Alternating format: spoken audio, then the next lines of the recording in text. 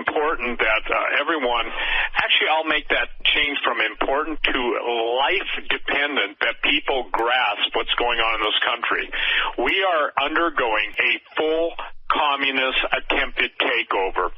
They have controlled the media. They have controlled what most people call the mainstream media. Some call it the lamestream media. I like to refer to it as the giant cesspool of false journalism, okay?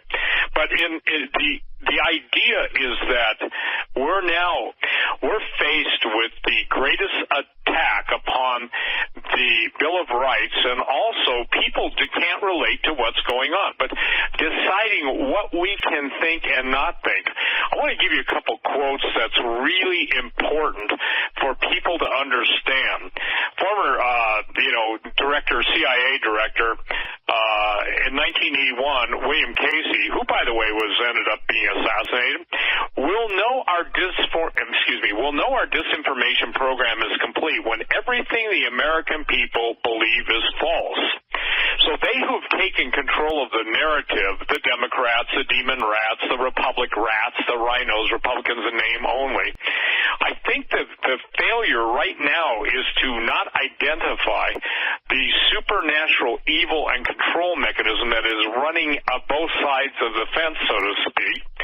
We've got Saul Alinsky's rules for radicals being implemented before our eyes, and what's interesting, just before going on with you, Doug, I was thinking, notice how he talks about the pure doctrine of Lucifer in the same way, that was Albert Pike's statement, but we've got Luciferians now, both in the international Masonic world, and we've got it in the occult world, and you've got basically Satanism, Luciferianism, and everything out in the front for all to see.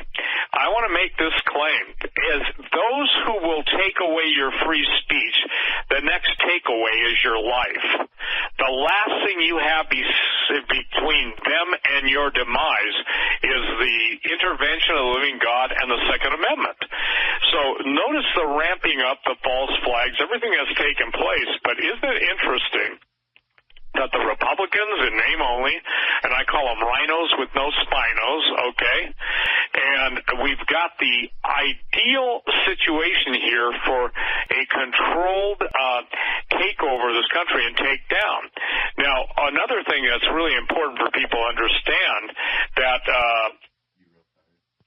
William Colby, the other former CIA director that I think followed Casey, the Central Intelligence Agency owns every one of any significance in the major media. A friend of mine was at a really high mucky mug meeting when, good night, what was the name of the guy that was the head of the Federal Reserve that always smoked cigars, really a tall guy? This is years ago, 20 years ago. I don't know. Anyway, the formal head of the Fed, when he was being asked by this person, basically made the statement, he said to him, Mr. President of the Fed or whatever, what's this deal going on between Republicans and Democrats? And to which the head of the Federal Reserve made the statement, hell, son, we own them all.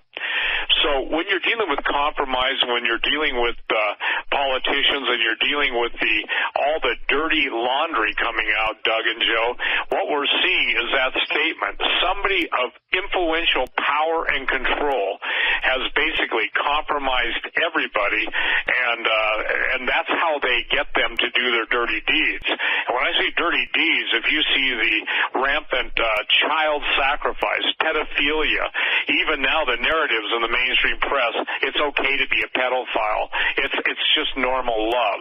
It is not. It's perverse. And Jesus said it'd be better for those people to have never been born than to cause these little ones to stumble. And I guess you'd say there's coming a millstone day of reckoning for all of them. And right now, I'd say this, were majoring in the minors and minoring in the majors until the people of God wake up, understand the nature of the spiritual battle, and, begin to operate in the real power of God. You cannot stop this by argument. Now, we're doing our best to withhold corruption, to do the best job we can do to make sure that people become informed. But recently, Doug, and you and I spoke about this off air, and I won't name any names, you have guys who have pretty prominent talk show ministries taking on Alex Jones. You have people that are trying to make themselves the number one bastion of truth while they redirect and reassign their ministry. 1 minute they're of this, next minute they're of that, and it's counterproductive, ladies and gentlemen. Even if you don't like Doug Hagman, you don't like me, Steve Quayle, you don't like Alex Jones, certainly you can be intellectually enough honest to say, but free speech, if it goes, the whole country goes. The freedom of speech is basically being now, it's going to be assassinated, and your ability to hear what we have been shouting about, yelling about, my case 25 years, Doug's case, 18 years, whatever, Doug, 17 years. The thing that is problematic to me is we've got more fighting within our ranks than we have against the ranks of evil. And each man seeks his own and not the things of God. This is not about, quote, your radio talk show, my talk show, the books I write, the articles you write, whatever we do as under the Lord. But the point being is that now we're in a position that we're dealing with a true confrontation with a very takeover and overthrow of our nation. And ladies and gentlemen, maybe, Doug, you could read it on the air. I've been doing talk radio. I did a recorded program for Dave Hodges, and I did one I was on with David Knight this morning with InfoWars. So if you don't mind, I just posted my alert from my federal LEO, boots on the ground in Portland guy, Marine, hunter, sniper, killer, this guy loves Jesus.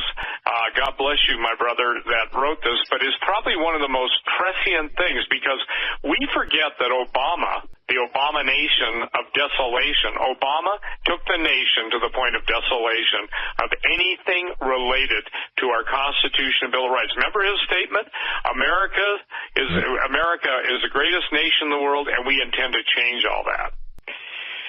Do you really think, with all the QAnon and all of this information and all the hoopla, the point is that what this what this law enforcement agent is sharing with you is that what he's writing to us is already in the game plans and how it's going to play out.